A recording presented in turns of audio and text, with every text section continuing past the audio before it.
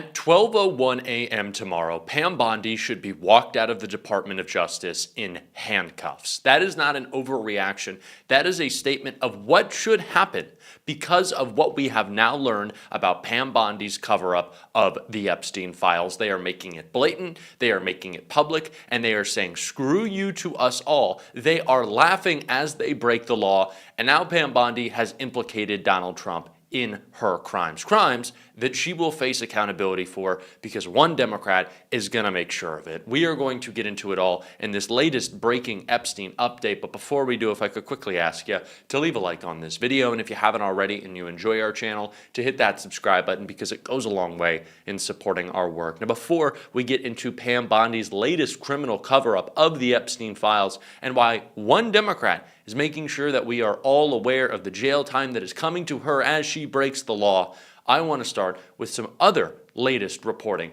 on the Epstein files shared by the New York Times and broken down right here by Ariane. Then there's the new explosive report I mentioned from the Times, which probes Trump's relationship with Epstein, a quote, best friend, and how they bonded over the pursuit of women.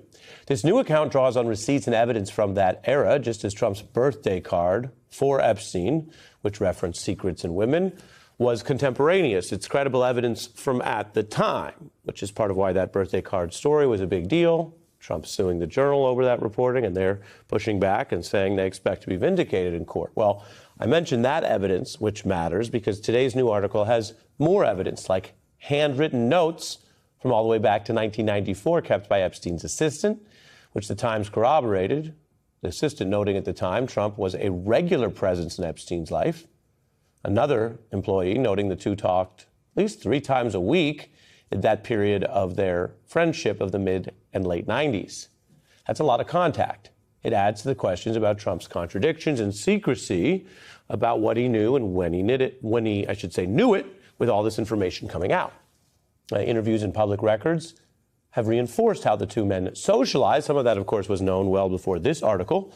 The assistant indicating Trump seemed to enjoy regaling Epstein with tales of his sexual exploits. Epstein seemed to delight in how uncomfortable it made his assistant to overhear them or have to hear them if that was part of the job. Another Epstein employee said, quote, Trump would occasionally send over modeling cards for Epstein to peruse like a menu, raising questions about who knew what was the intention with those so-called cards. Now, the article has accounts of Epstein arranging for underage models to come socialize with adults, mentions parties where they were illegally offered alcohol. Now, Epstein himself was not seen as a drinker, and the report in the Times does not accuse Trump of involvement in Epstein's crimes. It also notes that the women quoted in the new article did not accuse Trump of unlawful actions. And that's important to know. You have to look at all the facts, reporting, and allegations. And in a period of major allegations, some proven against Epstein, the fact that the Times talked to people who did not accuse Trump is relevant if you want the whole context of that story. That is the reporting that refers to some of the women, as well as perhaps underage women, that were in Epstein's circle or recruited for it at the time. But while that's the Times article, we can also note in context, other women have accused Trump of improper conduct, including E. Jean Carroll, who won 2 civil judgments, ultimately over $80 million, upheld by an appeals court.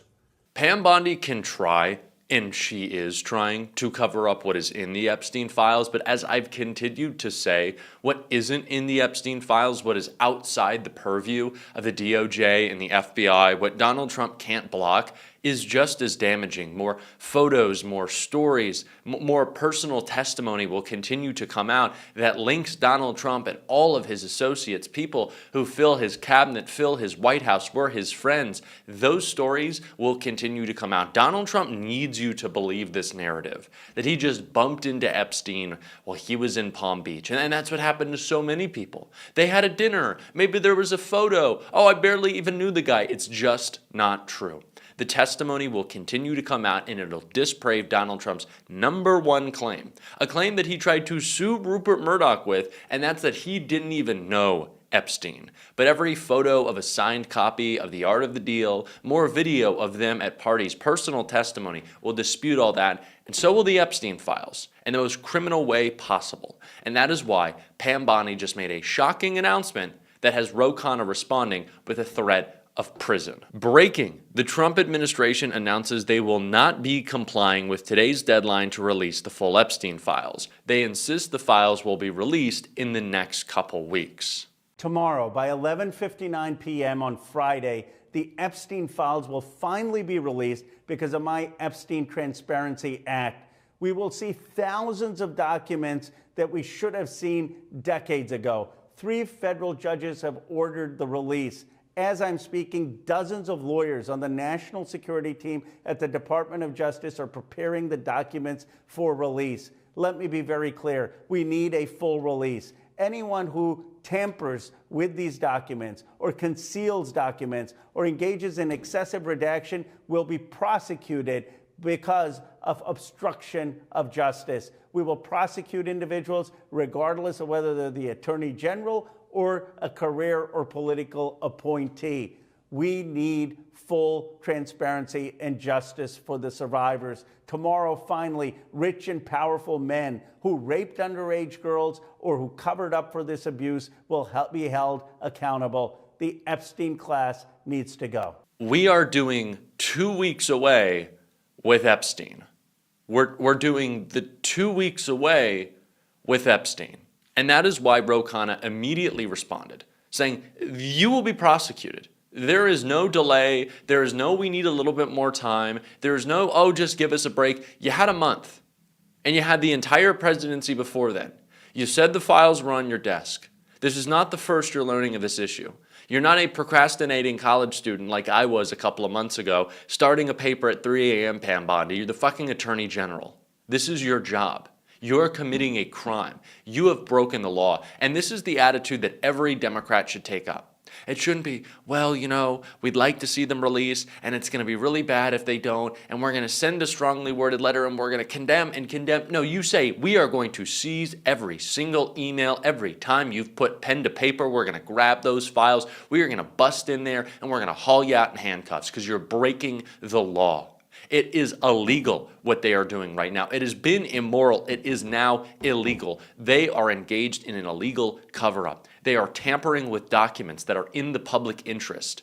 There will be accountability for these people. And every Democrat should do what Ro Khanna has done and what Eric Swalwell did weeks ago, saying, save your emails. And not just Pam Bondi, all the staffers in the DOJ. You're Mike Johnson's aide, you get his coffee, you're complicit too. You people are all a part of this. This is a pedophile protection racket. Everybody is involved. Everyone is implicated. Everyone should be held accountable. I do not want to see a president come 2029, a Democratic president come 2029, say that we all just need to move on and heal. And that's the way forward. Positive view, shining city on a hill. Donald Trump and Pam Bondi have shit all over the hill, okay? So we got to get the slop out. We got to get the criminals out before we can start shining brightly again. And that takes actual accountability. It doesn't take forgive and forget. It doesn't take forgive. It certainly doesn't take forget. We're not going to do that. We have to live up to the guidelines that we have set. We have to live up to the law. If you think we can ever move forward, we need accountability. And it starts with Pam Bondi. It starts with what Ro Khanna is saying. Jail time. You will be prosecuted. You will be put behind bars. You had a month. You had a month. What do you have to redact? And if there is a big project of redaction, tell us what you're redacting. Tell us, are you taking out the names of victims? Are you taking out the names of Trump administration officials? Who are you protecting? Start releasing documents. Do a drop every day, but they won't even do that because they know if they do, they will have to be held accountable for the full files. They're never coming out unless we put the type of pressure that Ro Khanna is, unless every Democrat in Congress and across the country says, you will go to jail. We will not see these files. I can guarantee you that. Unless they say you will go to jail and they mean it. And Merrick Garland isn't our attorney general saying, well, we don't want a political prosecution. We don't want anyone to think we're being political. What has been more politicized than the Epstein files? It was a chip that Donald Trump used to steal the presidency. And now he's covered it all up illegally. This is not political. This is what needs to be done. I'm tired of pretending that real accountability that is deserved just because there is an R in front of someone's name, that it's political, that it somehow detracts from our cause. I think people want to see accountability.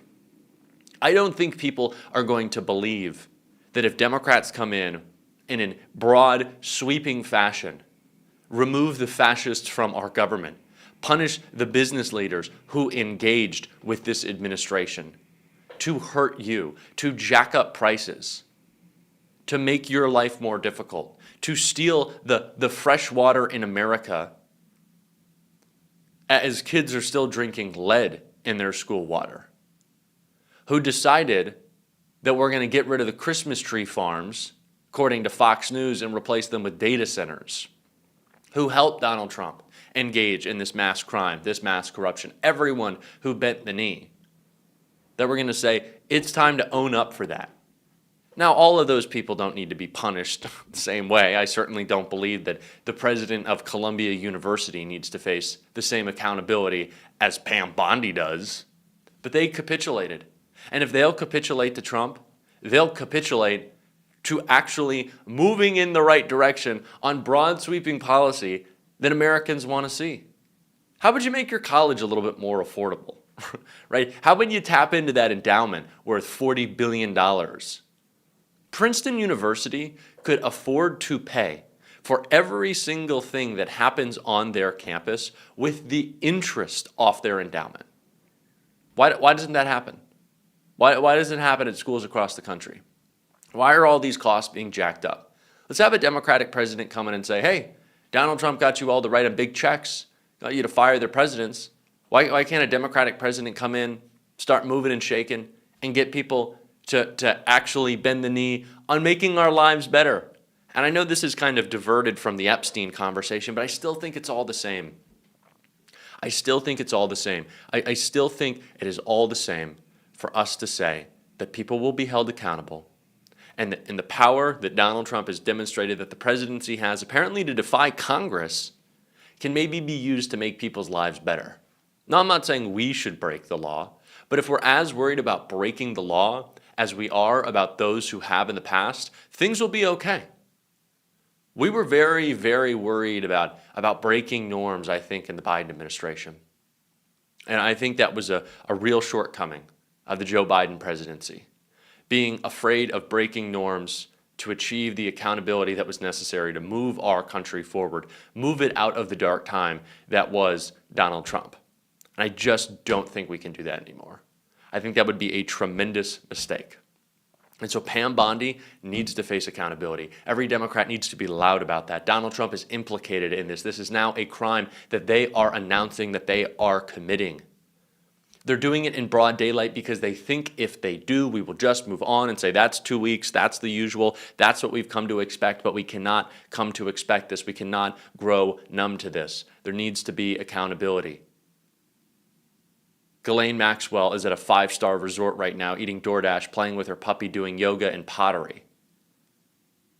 And we don't get the Epstein files. No. That's not how it's happening. And also, next Democratic president, you better ship Ghislaine Maxwell to a fucking hellhole. Or whatever prison she was already in before. I have a laundry list of things that I want to see. But I want to see accountability. That's where this starts. That's what we're going to be calling for on this show. That was a bit of a rant. I hope you can appreciate it. And if you want to support those rants, as always, you can hit that subscribe button, leave a like on this video. If you stuck around to the end, drop a blue heart in the comments. Keep on fighting, y'all. Don't let them silence you. And until next time, I'll see you soon.